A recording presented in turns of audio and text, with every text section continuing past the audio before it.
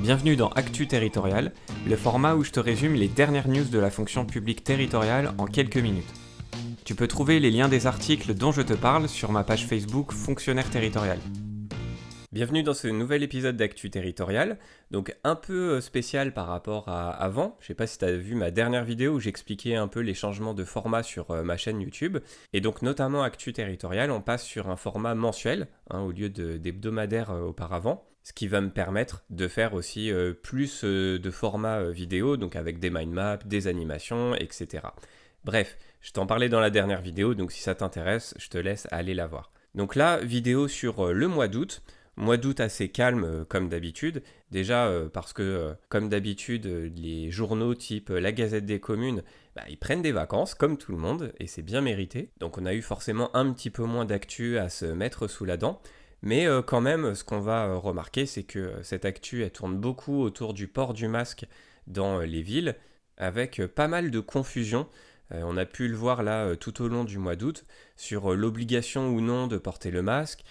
Dans certaines villes, c'est dans toute la ville, dans d'autres villes, c'est dans certains quartiers seulement. Et ça a commencé un peu avec notamment Jean Castex qui, au début du mois d'août, demandait au préfet d'étendre le port du masque dans l'espace public. Il y avait une véritable volonté de l'État de mettre les bouchées doubles sur le port du masque. On avait déjà certaines villes, bien sûr, qui avaient devancé un peu la chose, mais face aux chiffres de contaminés du Covid qui augmentent depuis cet été, eh bien, le gouvernement a voulu accélérer un peu ce port du masque généralisé. Le but étant évidemment d'éviter un reconfinement comme on a connu en début d'année. Et donc ça passe par cette généralisation du masque notamment, par aussi bien sûr plus de tests. Donc on voit bien qu'il y a un véritable couple entre État et maire pour le port du masque dans l'espace public, et plus seulement en plus dans l'espace public fermé, donc dans les magasins, dans les entreprises, etc., mais aussi à l'extérieur. Ça, c'est un peu la nouveauté de ce mois d'août, avec même des discussions qui vont jusqu'au port du masque obligatoire à vélo.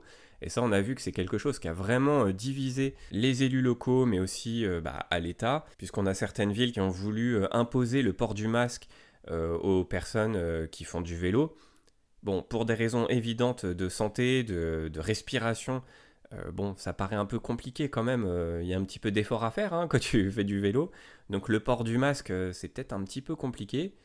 Donc on a vu pas mal de villes aussi rétro-pédaler, si tu me permets l'expression, sur ce sujet, en disant non, finalement, les gens qui font du vélo, vous avez le droit de ne pas avoir de masque, vous le portez par contre quand vous vous arrêtez et que vous garez votre vélo. Donc on voit que cette question du port du masque, elle cristallise un peu l'angoisse qu'il y a dans toute la société liée à cette éventuelle seconde vague du Covid-19, et que les collectivités territoriales, et notamment donc les communes, ont leur rôle à jouer, même si l'État, encore une fois, est assez interventionniste aussi sur la question, par le biais des préfets. Ensuite, une question qui est revenue sur le mois d'août, c'est sur le regain, on va dire, de la ruralité, et plus globalement peut-être de la ruralité et aussi des villes moyennes, de taille moyenne. En gros, tout ce qui n'est pas des territoires métropolitains et des territoires littoraux où les gens passent leurs vacances habituellement. On voit là, à travers ces vacances où les gens sont quand même plutôt restés en France,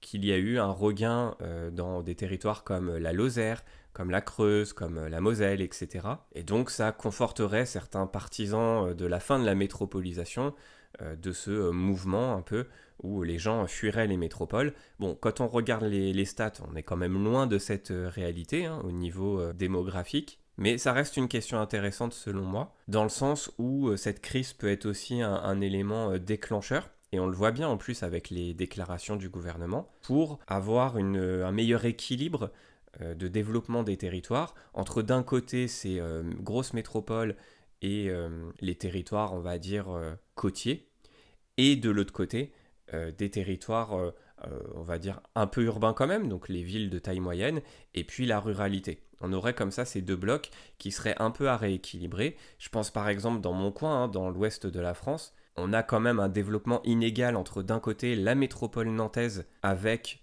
tout ce qui est un peu la côte, hein, la Baule, etc. Et de l'autre côté, des territoires, j'allais dire délaissés, le mot est peut-être un peu fort, mais en tout cas des territoires, on voit bien que le développement se fait pas à la même vitesse, comme Cholet par exemple, je pense à cette ville-là. J'allais dire Angers, mais Angers ça reste quand même une grande ville. Mais voilà, donc je te disais Cholet, ça peut être La Roche-sur-Yon. Voilà des territoires qui sont très intéressants, très dynamiques, mais on voit bien que les moyens sont pas les mêmes par rapport à cette grande métropole nantaise qui absorbe quand même beaucoup d'énergie, beaucoup d'activité. Et donc on peut se demander si c'est pas un peu la fin de ce modèle. En tout cas, on pourrait peut-être atténuer un peu ce modèle d'hyper-métropolisation. Et d'ailleurs, je fais une parenthèse, sur beaucoup de territoires, il faut quand même nuancer un petit peu la chose, puisqu'on a quand même, par le biais des régions, qui ont la compétence économique, hein, de développement économique, on voit quand même qu'il y a des choses qui se développent dans ces territoires, par exemple de villes moyennes, avec certains clusters d'entreprises qui sont développés dans ces territoires au lieu d'être tous dans la métropole.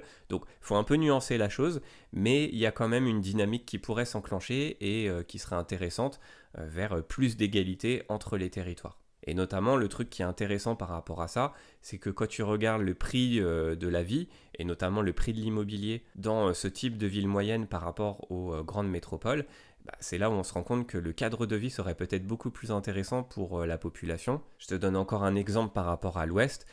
Si ton travail se trouve à Cholet ou à Nantes, et que tu as envie d'être pas trop loin, bon, évidemment, les prix de l'immobilier sont pas du tout les mêmes, donc tu peux accéder au même prix à plus de confort dans une ville moyenne que dans une métropole. Donc cet éclatement un peu de l'activité économique et même touristique aussi, c'est quelque chose quand même d'intéressant, qui est une question qui revient un peu sur le devant de la scène et que je trouve vraiment intéressante.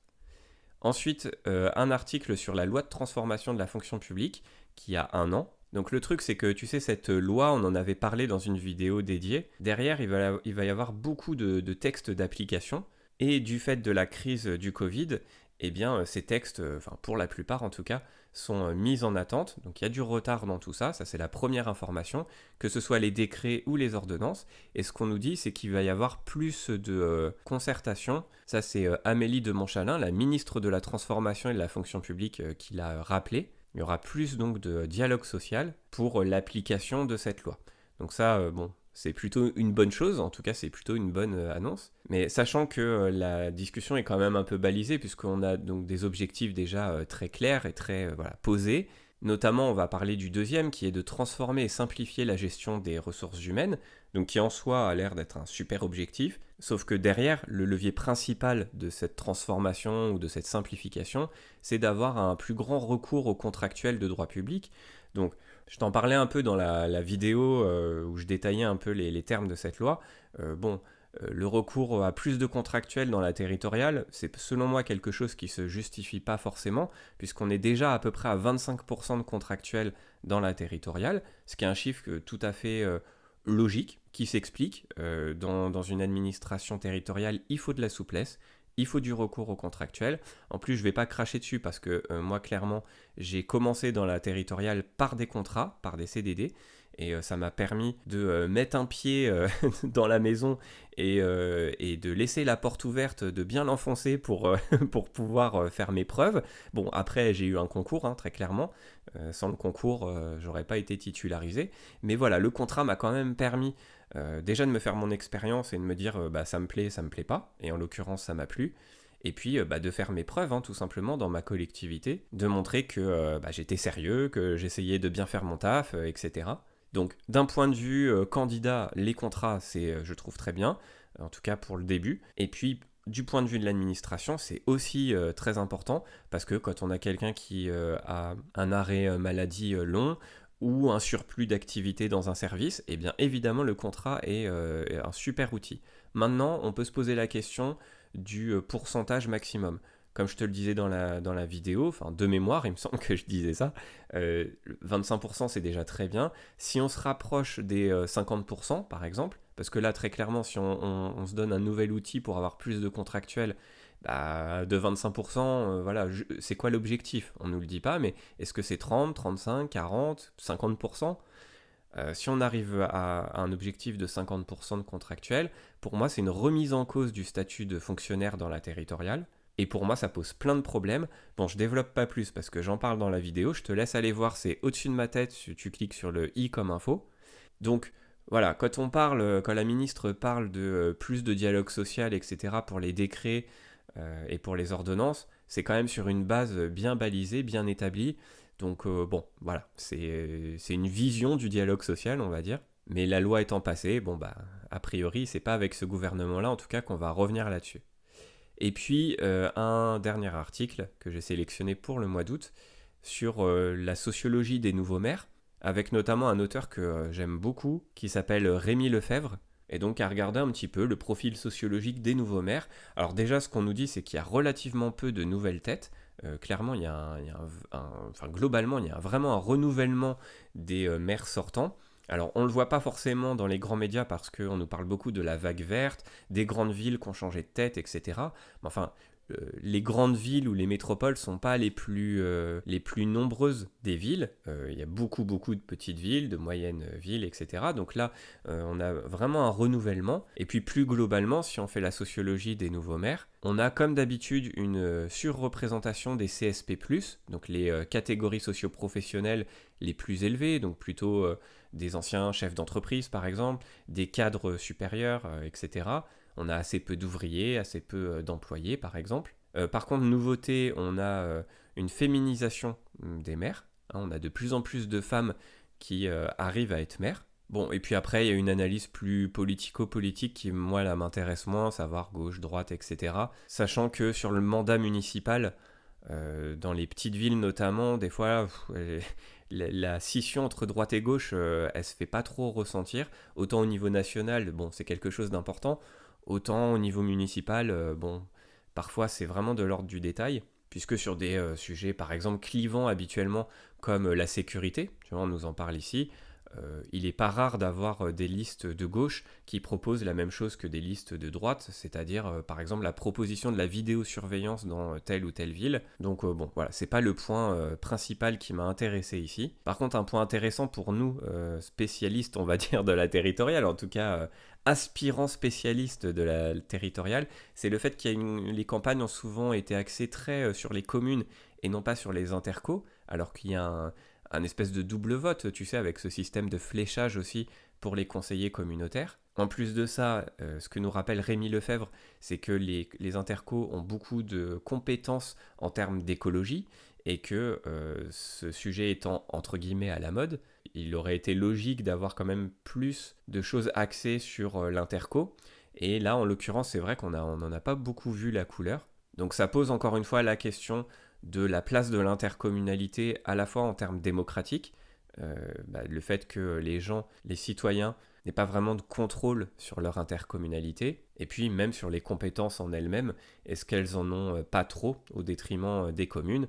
Bon, c'est un peu les deux faces d'une même pièce, mais ça relance quand même un peu ce débat aussi. Voilà donc pour mon résumé de l'actu territoriale sur le mois d'août 2020.